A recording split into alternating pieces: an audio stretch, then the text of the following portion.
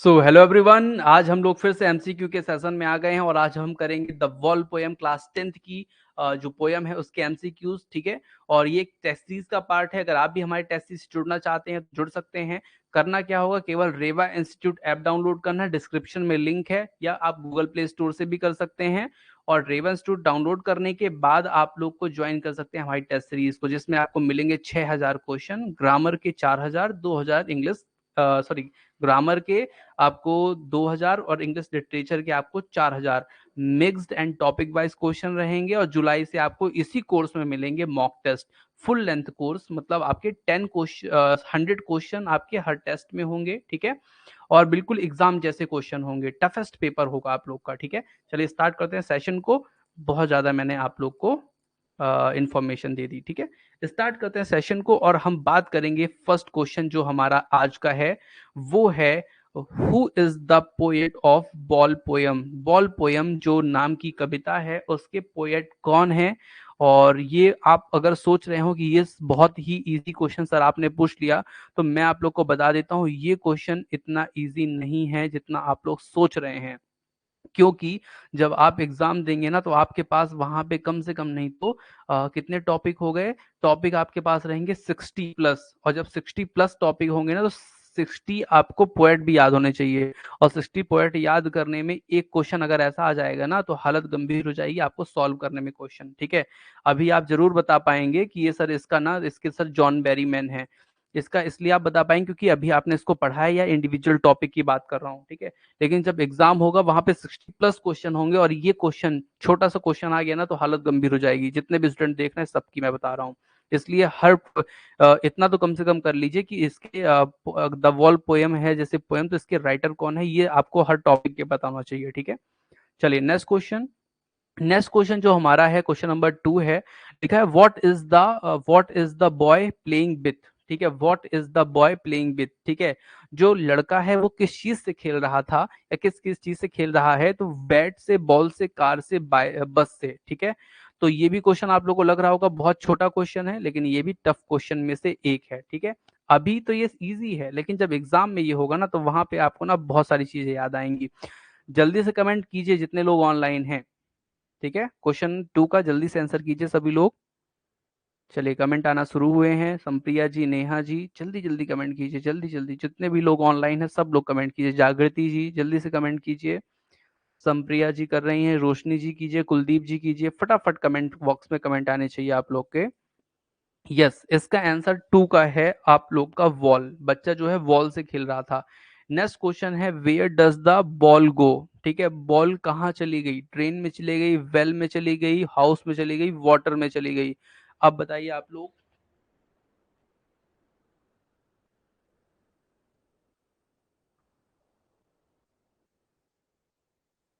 अब बताइए आप लोग, वॉल कहाँ चली गई, जल्दी से मुझे आप लोग आंसर कीजिए। क्वेश्चन नंबर 3 का आंसर जल्दी से कमेंट बॉक्स में आना चाहिए।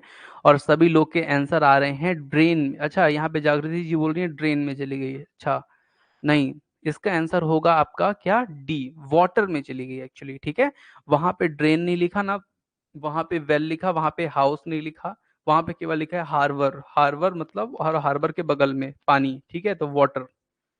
नेक्स्ट क्वेश्चन आपसे पूछा जा सकता है, ये बहुत ही अच्छा क्वेश्चन है। What does a ball cost. जो वॉल थी उसका कॉस्ट कितना था ये आप लोग को बताना है। 5 डिम, 10 डिम्स, 1 डिम्स, या 4 डिम्स। जल्दी से कमेंट बॉक्स में कमेंट कीजिए इसका आंसर क्या होगा। ठीक है जी, भागीरथ जी भी आंसर दीजिए। सिलेक्शन आप लोग को लेना है तो मेहनत आप लोग को उम्दा करनी पड़ेगी। ठीक है, अब देखिए यहाँ पे आंसर जो आ रहे हैं, नेहा तिवारी जी बोल रही हैं कि बी होगा, जागृति जी बोल रही हैं सी होगा, सी होगा, और भी लोग सी बोल रहे हैं। ठीक है, चलिए मैं आप लोग को बता दूं कि इसका आंसर होगा सी, 1 डिम। ठीक है, इसका आंसर होगा सी। और आपको मैं बता दूं वहां पे जो आपको कंफ्यूज कर रहा है वो था 10 cent. 1 dime is equal to 10 cent. तो यहाँ पे 1 डिम अगर ना होता, 10 सेंट होता, तो आप आंसर कर सकते थे। लेकिन यहाँ पे 10 डिम्स, वो तो और आपने 10 गुना रेट बढ़ा के बता दिया उसका। ठीक है, ठीक है, तो आप लोग भी अगर रेवा इंस्टीट्यूट की टेस्ट सीरीज से जुड़ना चाहते हैं इस नंबर पे मुझे संपर्क कर सकते हैं। और ये रेवा इंस्टीट्यूट का ऐप डाउनलोड करके भी आप डायरेक्ट वहां पे आंसर सीट टेस्ट सीरीज ले सकते हैं। क्वेश्चन नंबर 5 आप लोग मुझे जल्दी से बताइए क्या होगा इसका आंसर।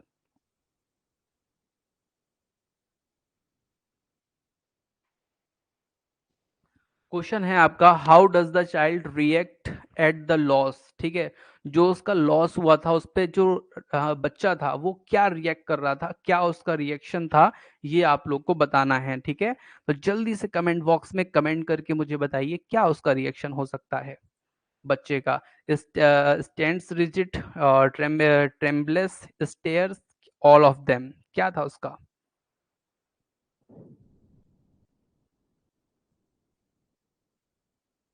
यहाँ पे कुछ लोग सी बोल रहे हैं, कुछ लोग डी बोल रहे हैं, भागीरथ जी ए बोल रहे हैं। ठीक है, और ठीक है, तो सबके आंसर अलग अलग हैं। मैं आप लोग को बता देता हूँ इसका आंसर क्या होगा। ठीक है, तो इसका जो आंसर होगा वो होने वाला है स्टैंड रिजिड भी, ट्रेम्बलस भी और स्टेयर्स भी। ठीक है, डी ऑप्शन इसका होगा। ठीक है, अगर आपने वो लाइन पढ़ी होगी, मैंने अभी जस्ट कुछ देर पहले ही पढ़ाई थी, उसमें पूरी ये तीनों चीजें लिखी हुई थी, तो ये तीनों चीजें होनी चाहिए। उसकी नजरें नीचे थी, ठीक है, वो खड़ा हो रहा था, ठीक है, और एक ही जगह पे कांपते हुए, ट्रेम्बलेस करते हुए। ठीक है, नेक्स्ट क्वेश्चन हमारा जो है, according to the poet what is the child learning. ठीक है, to bear loss, to take care of thing, to be responsible, to be careful. Question number 6 का आंसर आप लोग मुझे देंगे जल्दी से।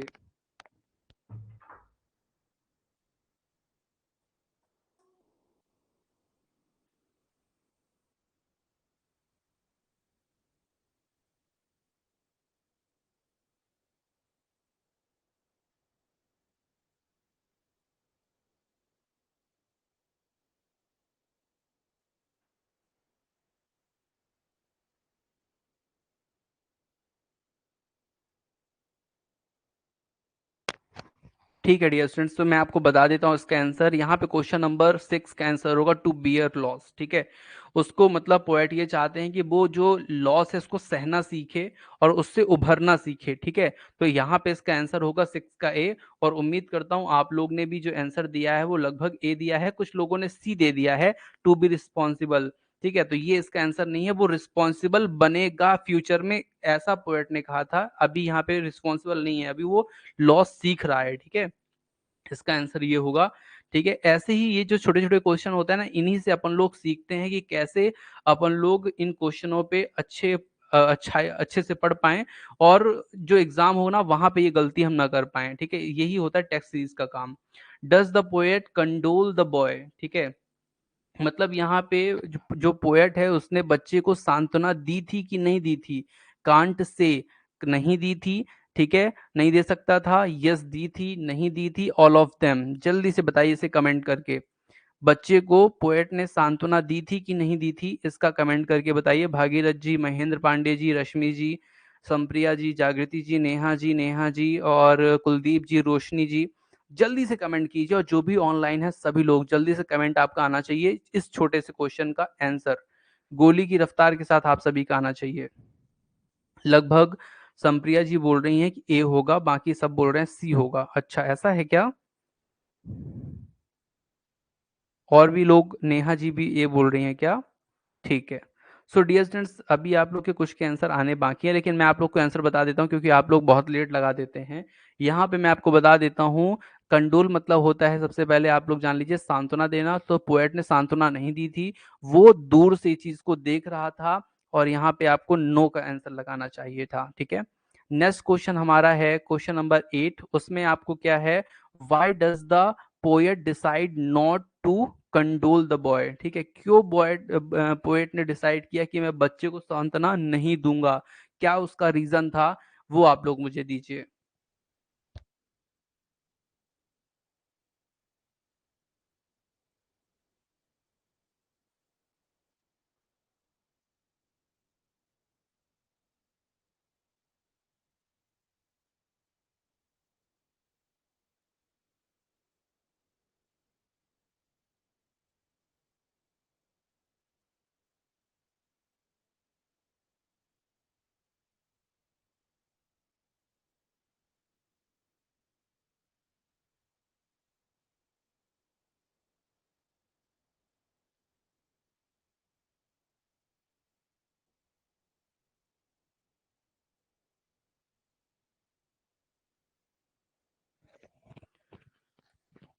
मैं आप लोग को आंसर इसका बता देता हूँ। आप लोग टाइम ले रहे हैं और टाइम जो है अपने उसकी कमी है, और यहाँ पे जितने लोगों को आंसर आया लगभग लगभग सबका सही है। यहाँ पे C answer is the right answer, ठीक है।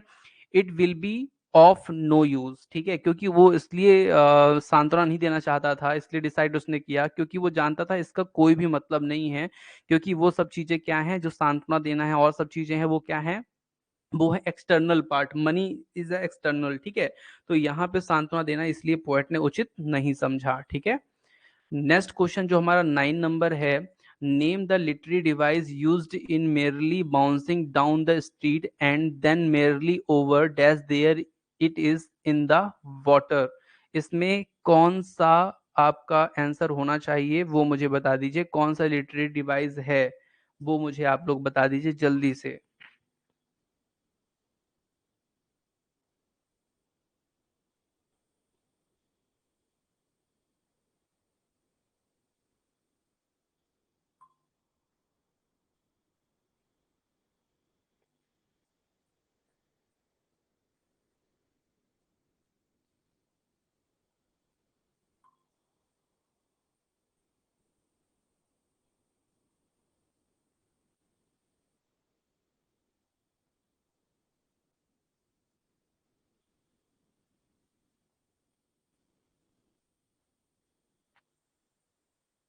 चलिए इसका आंसर मैं आप लोग को बता देता हूँ। आप लोग को जो आंसर आ रहा है, कुछ लोग बोल रहे हैं ए, कुछ लोग बोल रहे हैं सी। क्योंकि सी क्यों बोल रहे हैं?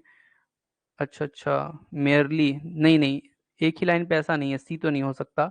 डी जो बोल रहे हैं एनाफोरा, एनाफोरा कब होता है? एनाफोरा नहीं। यहाँ पे क्वेश्चन नंबर 9 का बिल्कुल सही एनाफोरा होगा, ठीक है। Anaphora is the right answer. यहाँ पे जो देखिए सेंटेंस में क्या है, यहाँ पे भी जो सेंटेंस स्टार्ट हो रहा है merely bouncing down the street and then merely over, मतलब ये जो मेयरली मेयरली से जो सेंटेंस स्टार्ट हो रहा है ना, इसलिए यहाँ पे क्या होगा, एनाफोरा होगा। अभी मैंने कुछ देर पहले ही आप लोग को बताया था, ठीक है। चलिए नेक्स्ट क्वेश्चन पे यहाँ पे होगा आपका क्या, एनाफोरा 9 का डी, ठीक है। चलिए आगे चलते हैं 10 नंबर क्वेश्चन पे। इसका आंसर आप लोग मुझे बताएंगे जल्दी से, ठीक है। क्वेश्चन नंबर 10 का आंसर मुझे आप लोग बताइए क्या होगा। Name the literary device used in and no one by a black back. इसका आंसर मुझे आप लोग बता दीजिए, बाय अ ब्लैक बैक। जल्दी से बताइए, जल्दी से बताइए। ऑप्शन ये रखें मेटाफर, सिमिली और आपका लिखा हुआ है लिटरेशन, एनाफोरा। जल्दी से कमेंट करके बताइए इसमें कौन सा लिटरेरी डिवाइस होगा। कमेंट बॉक्स में कमेंट करें आप लोग।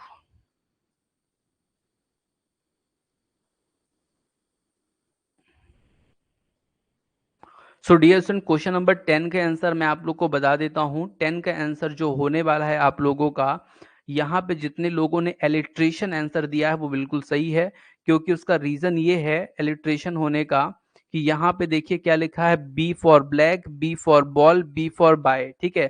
जब किसी सेंटेंस में जो किसी सेंटेंस के जो लिखे हुए वर्ड हैं उनकी स्टार्टिंग सेम लेटर से हो रही है, वो भी कॉन्सोनेंट से, जैसे बी बी बी, तो वहां पे होता है एलिट्रेशन, और यहाँ पे alliteration is the right answer, ठीक है।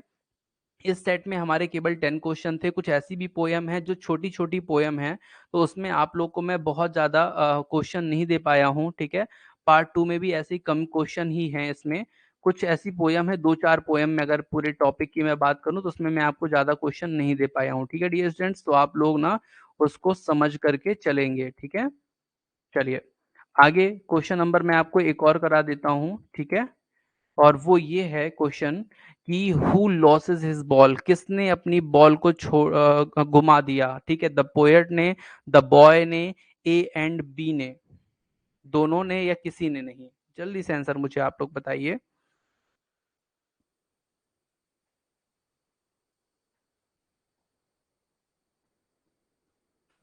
तो इसका आंसर आप लोग को पहले का जो आंसर आया होगा वो आया होगा 1 का, जो है बॉय, ठीक है। बॉय ने ऐसा किया था, ठीक है। अब इसमें मुझे ज्यादा कुछ आपको बताना नहीं है, क्योंकि ऑलरेडी मैंने आपको टेस्ट सीरीज प्रोवाइड कर दी है। आप लोग को पढ़ने की जिम्मेदारी आप लोग की है, ठीक है। क्वेश्चन नंबर जरूर मैं आपसे 9 पूछना चाहता हूँ। क्वेश्चन नंबर 9 क्या है, what meaning is the boy learning. क्या मतलब क्या मीनिंग है, बॉय ने मतलब क्या सीखा, ठीक है। तो बॉय ने इस चीज जो इसके साथ हुआ उससे उस बॉय ने लड़के ने क्या सीखा, इसके बारे में आप मुझे जल्दी से बता दीजिए, जल्दी से कमेंट कर दीजिए। उसने क्या सीखा, मीनिंग ऑफ लॉस सीखा, मीनिंग ऑफ लाइफ सीखा, मीनिंग ऑफ प्लेइंग सीखा, मीनिंग ऑफ हैप्पीनेस सीखा। जल्दी से जल्दी से जल्दी से, यस, सभी लोग के आंसर ए हैं और A is the right answer, meaning of loss सीखा, ठीक है। चलिए नेक्स्ट क्वेश्चन आप लोगों से एक और, how are the boy eyes, जो लड़के की आई थी वो कैसी थी, ब्रिलियंट थी, डल थी, डिस्परेट थी, ऑल ऑफ द एबव थी। कमेंट बॉक्स में कमेंट करके क्वेश्चन नंबर 8 का आंसर मुझे आप लोग देंगे, जल्दी से देंगे, जल्दी से।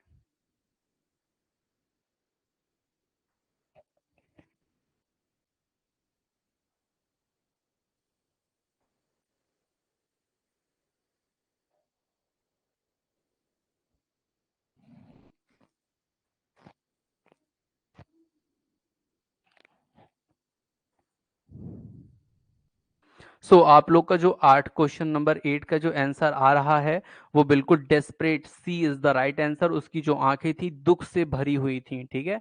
तो क्वेश्चन नंबर 8 का भी आंसर यही है और यहीं पे हम सेशन को करते हैं एंड, ठीक है। और आप लोग को एक बार मैं बता देता हूं कि अगर आप भी रेवा इंस्टीट्यूट से जुड़ना चाहते हैं तो ये हमारी टेस्ट सीरीज है, टेस्ट सीरीज का ये एक पार्ट है। वैसे टेस्ट सीरीज में आपको 4000 क्वेश्चन लिटरेचर के, 2000 क्वेश्चन ग्रामर के मिलेंगे, पीडीएफ फॉर्म पे मिलेंगे जिसे आप डाउनलोड करके प्रिंट भी करा सकते हैं।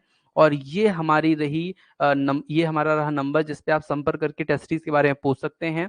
रेवा इंस्टीट्यूट जिसको आप यूट्यूब पे भी पढ़ रहे हैं वहां से भी आप पढ़ सकते हैं, और यूट्यूब में आपको रेवा इंस्टीट्यूट ऐप की लिंक भी मिल जाएगी, वहां से आप क्या कर सकते हैं, रेवा इंस्टीट्यूट का ऐप डाउनलोड कर सकते हैं। ऐप जो है बहुत हेल्पफुल है, इसमें कुछ फ्री स्टडी मटेरियल्स भी हैं और साथ में यहाँ पे आपको टेस्ट सीरीज भी उपलब्ध हो जाएगी, ठीक है।